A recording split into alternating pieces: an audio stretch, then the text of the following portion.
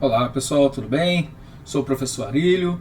Hoje a gente está com mais umas notícias da escola no jornal que a gente formou, né? Jornal da Escola, com alguns trabalhos referentes à saúde nesse tempo de pandemia. Então a gente fez alguns trabalhos bem interessantes, algumas apresentações que ainda foi antes da pandemia, né? Logo no início ali a gente gravou alguns vídeos e depois a gente fez alguns trabalhos ao decorrer. E agora finalmente ficou pronto, então trouxe ele para vocês, para que vocês possam entender um pouco. A gente trabalhou com construção de livros, parte científica, então a gente começou a elaborar um site chamado Maestros, onde eu vou mostrar para vocês alguns trabalhos que os alunos fizeram referente à saúde na escola, referente a essa apresentação que eles vão mostrar aí para vocês, vão apresentar. Então vamos lá no site lá para que vocês possam conhecer.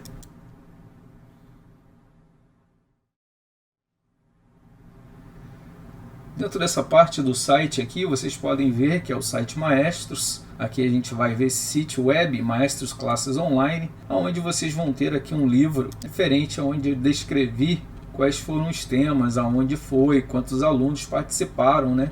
Então bem interessante aí, vocês podem dar uma olhada e conhecer alguns de nossos trabalhos. Referente, vocês vêm na aba aqui, projetos. Como vocês podem ver, a gente desenvolve muitos projetos. Esse em especial é o projeto Educação na Saúde Escolar.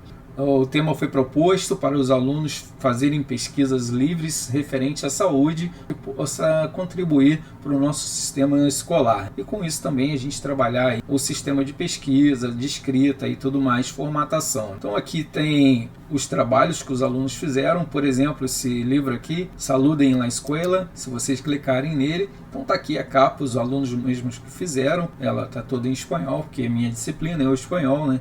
Então a formatação, ensinei a eles como formatar em primeiro momento, capa, sumário, resumo, introdução. Então pode ver que eles estão bem formatados, mais ou menos, né? Bom, eles estão formatados conforme o possível, referencial teórico. São livros bem curtinhos, que vocês possam dar uma olhada de onde eles pesquisaram. Então aqui a gente está começando a introduzir o aluno dentro da pesquisa. Vocês podem ver, tem vários outros referente à Covid, referente às drogas. Então o tema foi livre, eles conseguiram elaborar, foi bem interessante. Então convido vocês a darem uma olhada aí nesse site, nesse projeto, que está bem interessante aí, para que vocês possam compreender o trabalho dos alunos. E logo no final dele vai ter a pesquisa aqui dos alunos, se eles gostaram, não gostaram, o que eles acharam, quantos alunos participaram, né? Tem o gráfico aqui, a opinião dos alunos, né? Os relatos. Então, bem interessante aí para que vocês possam dar uma olhada. E naveguem aqui, né, que tem várias coisas interessantes. Tem as aulas de espanhol, então, como vocês podem ver aqui. Aqui ainda dentro desse Saúde da Educação, se vocês clicarem nesse link aqui, vocês vão saber como foi que eu elaborei, por onde que eu comecei a elaborar esse projeto. Então foi através da Fiocruz, da pós-graduação que eu fiz, o curso de especialização em tecnologias educativas para a prática da docência e o ensino da saúde na escola. Eu fiz ele em sistema web, então em introdução, né? Vocês vão clicando aqui e ele vai passando para vocês aí, conforme o trabalho que eu fiz. Então, deem uma olhada, conheçam também nosso trabalho. Então, sem muitas delongas, vamos então para o nosso trabalho aí, para que vocês possam ver as apresentações dos alunos. Então agora a gente vai começar com a Sabrina, ela apresentando aí o trabalho dela.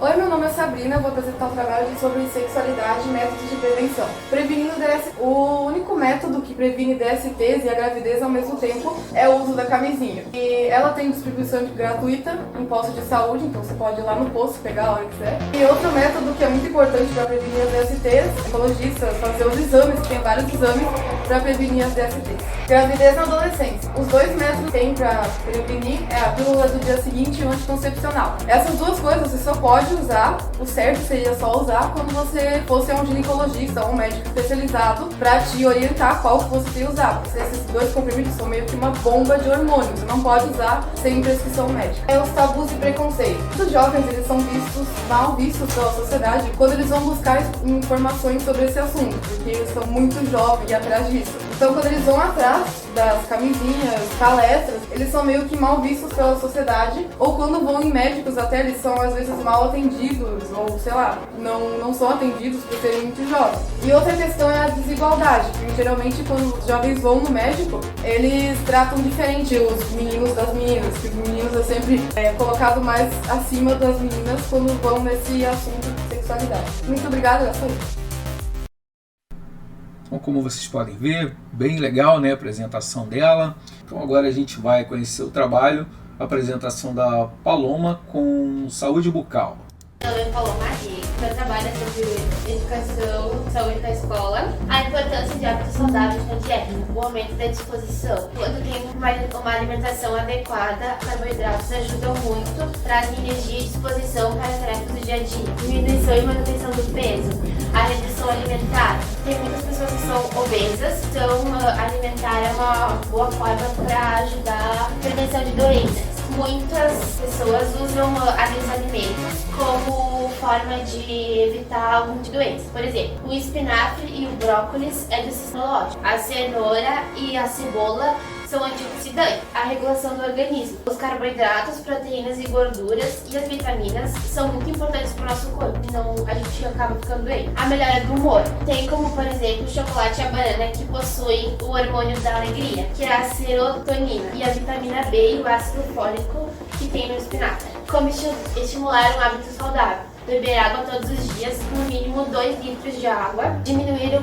o consumo excessivo de sal, porque ele causa hipertensão, que é a pressão alta. E substituir ele por temperos naturais, como alho, manjericão, alecrim e salsinha. Diminuir o consumo excessivo de doce, que pode trazer a obesidade.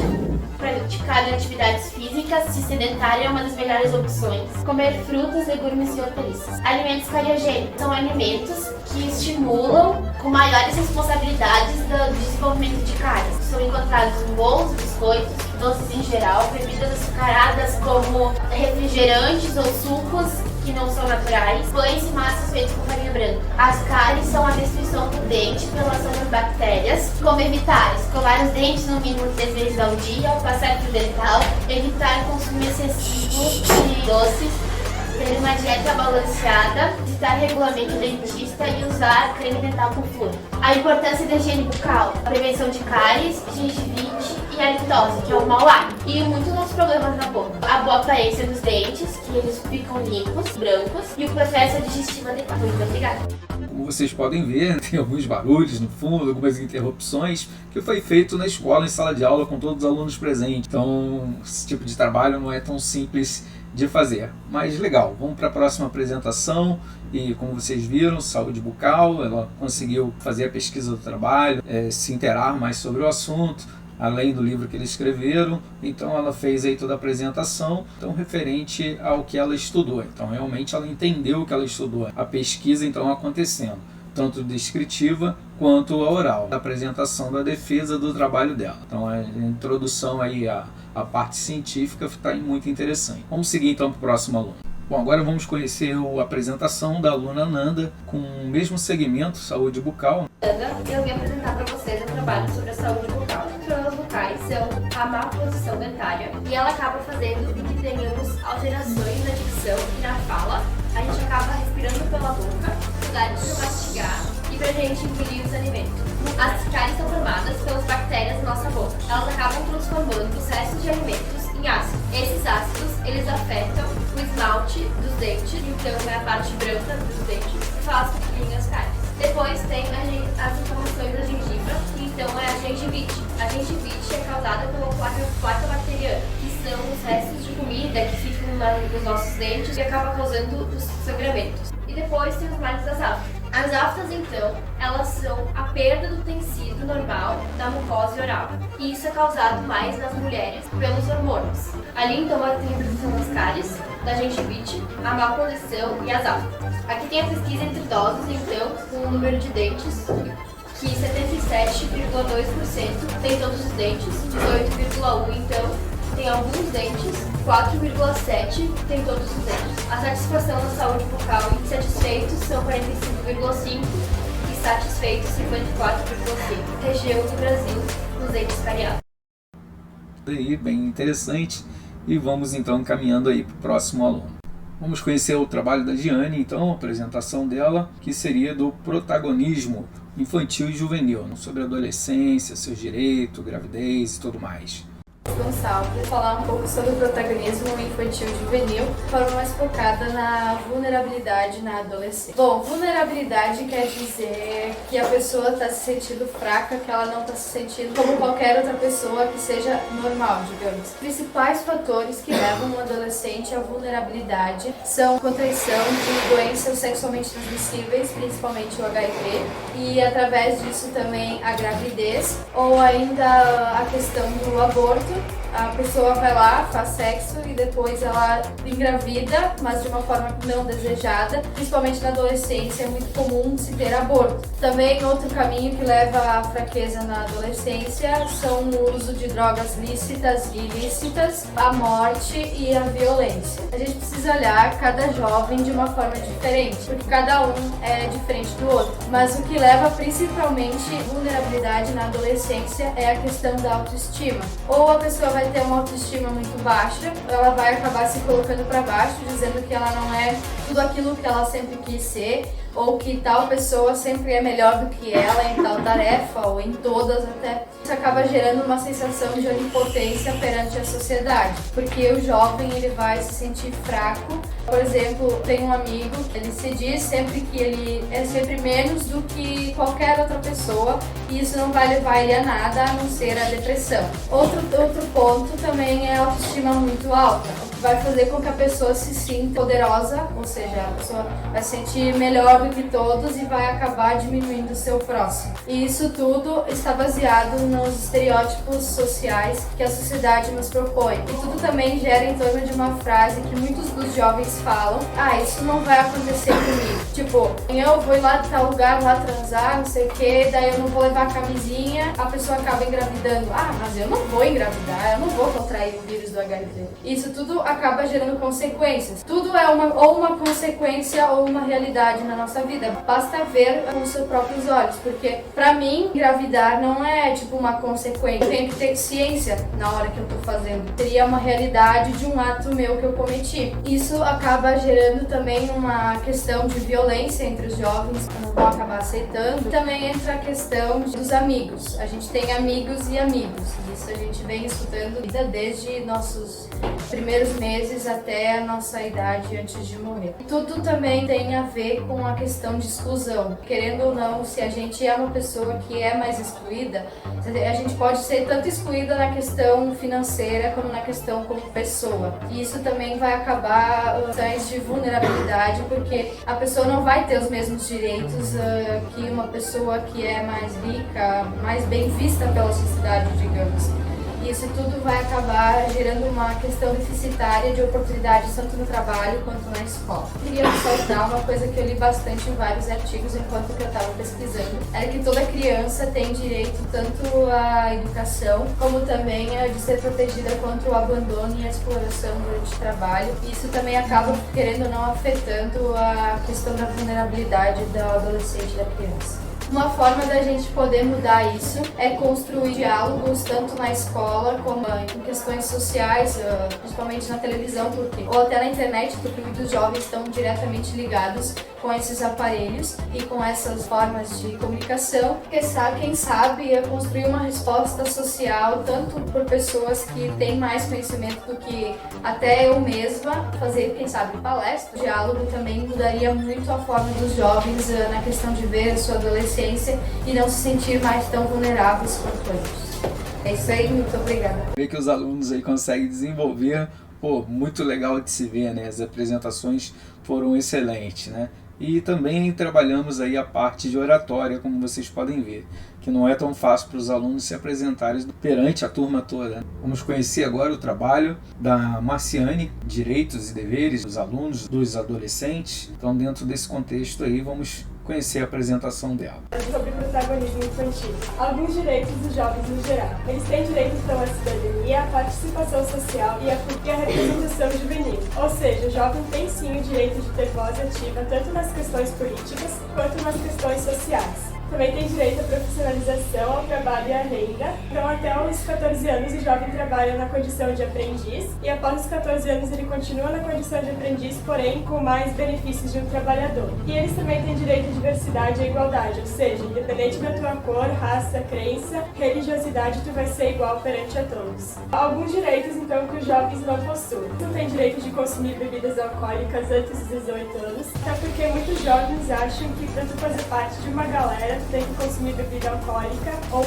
até mesmo para tu ser feliz, só que tem tantas outras coisas acessíveis e tu não precisa disso para ser feliz. Carteira de motorista antes dos 18 anos também não é permitido, então se tu não pode fazer carteira antes dos 18 anos, tu também não é responsável o suficiente para pegar um carro, uma moto e sair andando por aí. E morar sozinho também não é um direito, porém eu andei pesquisando. O jovem tem que ter no mínimo 16 anos para poder pedir a emancipação para os pais. Vai até o cartório e os pais têm que assinar tipo uma autorização de que ele pode morar sozinho. Alguns direitos, então, dos serviços da saúde. Acompanhamento do crescimento e desenvolvimento. Então, aqui em caderneta de saúde da criança, passaporte da cidadania, que vai constar todas as vacinas e todo o crescimento e desenvolvimento da criança e do adolescente. Prevenção de violências e promoção da cultura de paz. Tem uma taxa de mortalidade de 0 a 9 anos, que as causas são acidentes de transportes, afogamentos e riscos à respiração.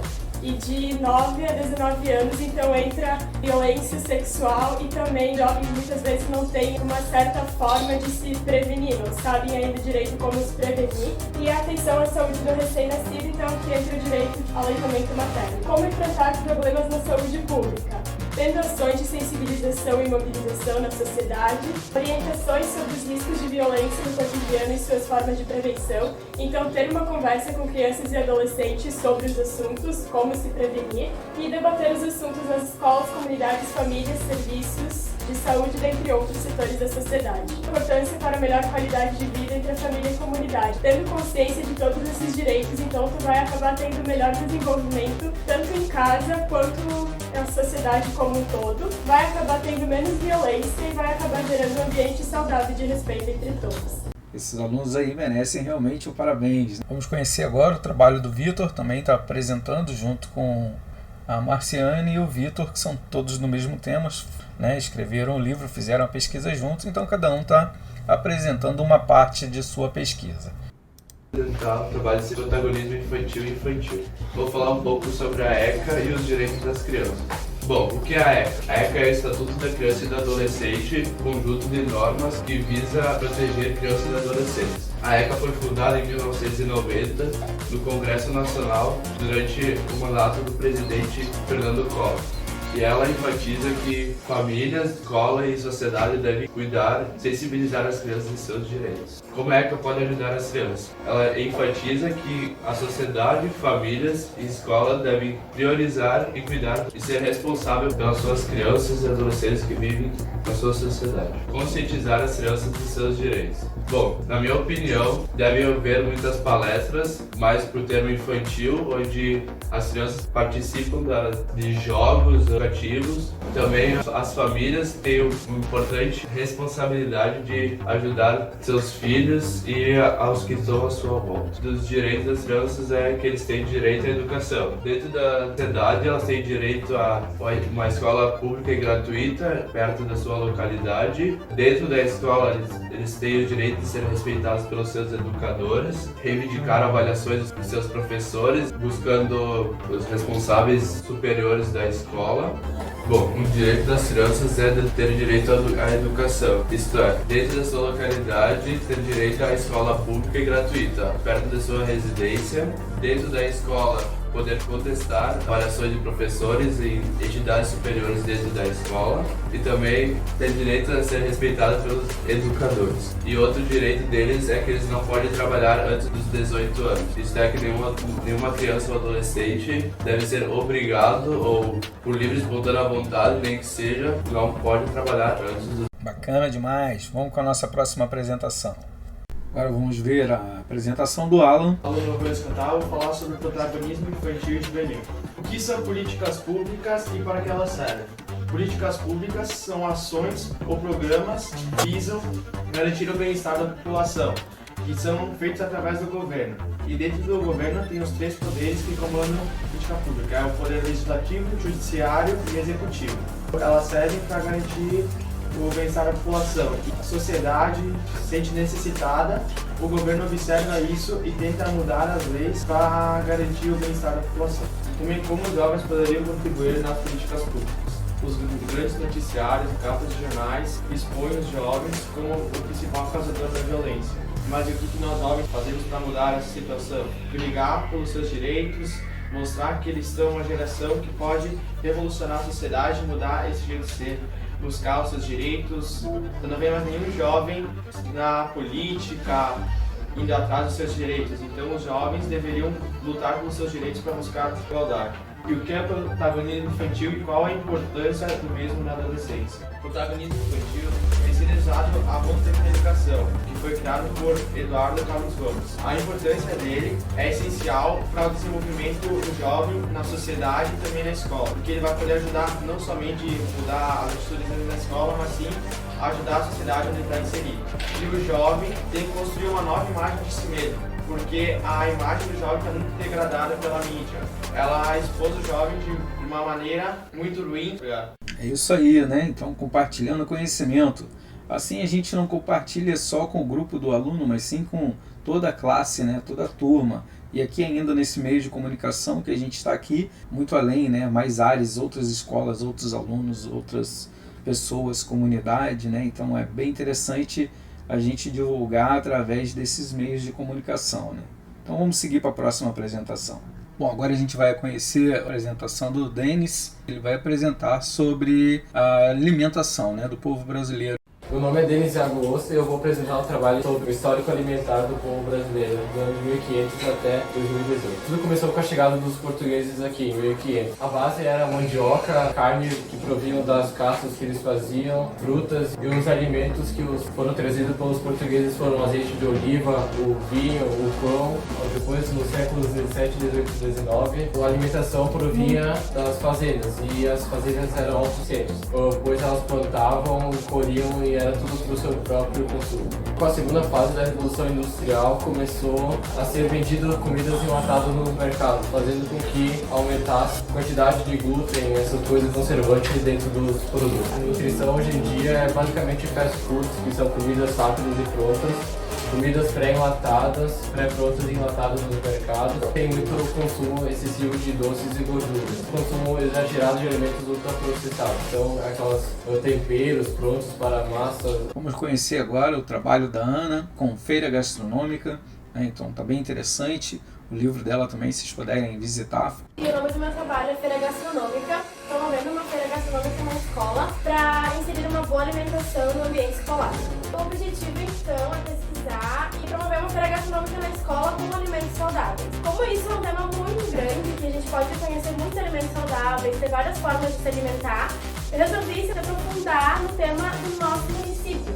o que o nosso município pode nos oferecer como uma boa alimentação. O princípio é a terra do moranguinho, uma fruta que nos proporciona muitas vitaminas, muitas coisas boas para o nosso corpo. Tô falando um pouco do morango. Ele é uma fruta que tem 2 tipos de plantação, que é o semi-hidropônico e o convencional. Lembrando que o semi-hidropônico se torna mais saudável pelo fato de não precisar tanto agrotóxico. E o morango também tem vários tipos de vitaminas, como B12, B6, e em bom princípio a gente tem vários traços da culinária alemã que nos proporcionam uma dieta rica em proteínas, carboidratos, vegetais e tudo que uma boa alimentação precisa. Também a nossa terra é propícia para plantio de muitas frutas e muitos legumes e vegetais, o que nos proporciona um bom alcance a esse tipo de alimento. Para ter uma alimentação saudável existem várias formas.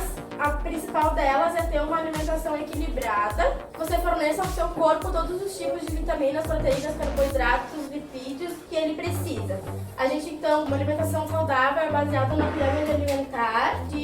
É muito mais fácil ter uma alimentação não saudável, comprando comidas prontas, hambúrgueres ou fazendo coisas que são mais fáceis de preparar do que às vezes preparar uma fruta que tu precisa procurar, às vezes é um pouco mais caro. É só querer se esforçar um pouco mais, porque isso é muito importante para tudo ao seu redor funcionar bem, porque há uma frase muito conhecida, né, que você é o que você come. Então, para você ter uma vida saudável, uma vida boa, você também precisa se preocupar muito com a alimentação.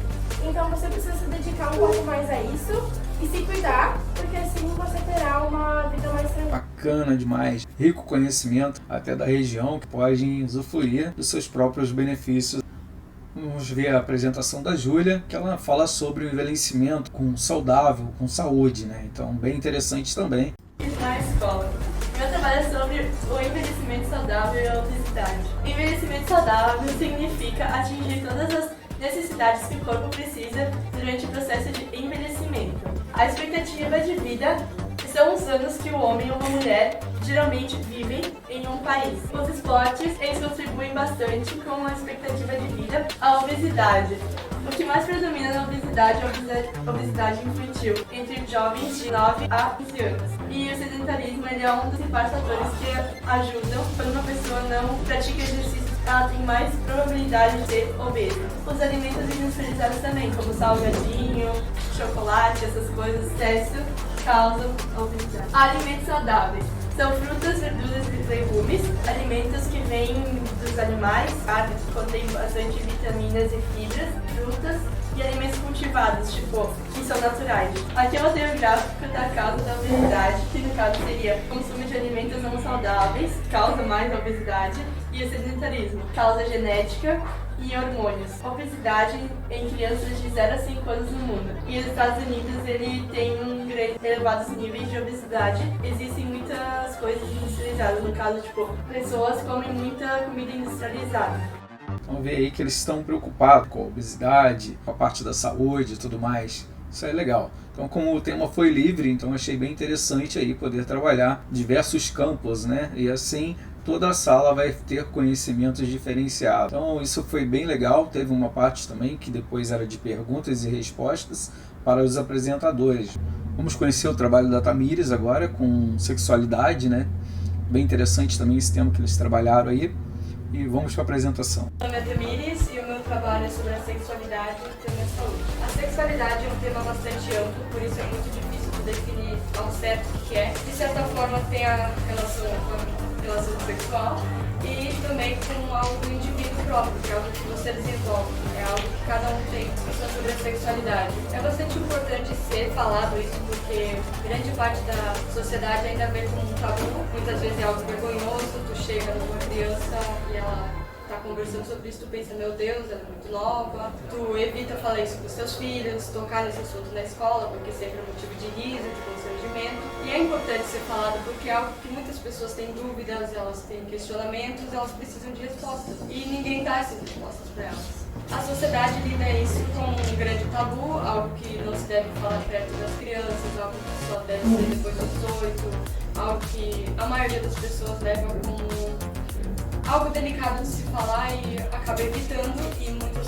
vezes os jovens vão atrás de respostas e encontram na internet sites não confiáveis e acabam correndo muitos riscos com isso. A sexualidade nas escolas não é muito bem trabalhada. Geralmente você tem em biologia um pouco do corpo humano, fala sobre a sexualidade, fala um pouquinho lá em sociologia, um pouquinho aqui, mas nunca realmente mostra para o adolescente ou para o estudante fundamental o que é, o que está sendo falado, as doenças, os riscos, as diversas orientações sexuais que poucos conhecem, geralmente nós conhecemos aquele LGBT, sendo que existem pansexuais, assexuais, demissexuais, metrosexuais. Identidade de gênero também é algo muito pouco trabalhado, que conhece o homem e a mulher, e daí chega uma criança, pô, mas eu não sou nem homem nem mulher, e agora, como é que eu faço? Ela fica perdida e se sente excluída muitas vezes.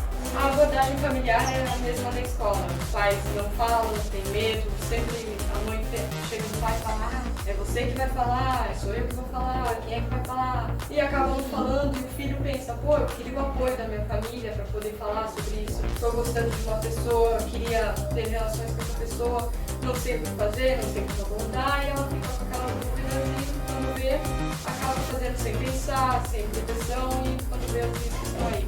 É isso. Bacana demais, né? Essa foi a última apresentação, principalmente o trabalho da saúde. Esse foi um dos trabalhos mais difíceis que eu fiz atualmente, um dos meus projetos. Foi bem extenso, né? A gente teve aí muito tempo trabalhando ele, tanto na sala da informática, tanto aprendendo a trabalhar com ferramentas de edição, com os alunos, fazendo capa de livros, fazendo formatações, as apresentações, montando os slides, treinando as apresentações, sabendo o que é pesquisa, que é o trabalho científico. Então foi bem interessante, foi muito rico o conhecimento que eles mesmos passaram para a gente e a gente para eles. Foi uma forma de troca de informações, como se diz, de aluno para aluno, né? Que o professor é um eterno aluno. Pô, achei que ficou fantástico esse meio, né, de comunicação aí, de trabalhar a saúde, que é um tema tão importante, principalmente agora no momento de Covid. Bom, como eu disse, esses vídeos a gente gravou antes, ali no início da pandemia, logo depois o pessoal teve que se afastar, então teve esse lance aí. Tranquilo então. Galera, mais uma vez, beijo no coração, muito bem-vindo ao Maestro Classes Online. Não esqueça de se inscrever, de apoiar o canal, de compartilhar, isso aí ajuda a gente a fazer um trabalho diferenciado. Valeu? Fiquem bem, fiquem com Deus e hasta luego! Até mais, galera. Beijão!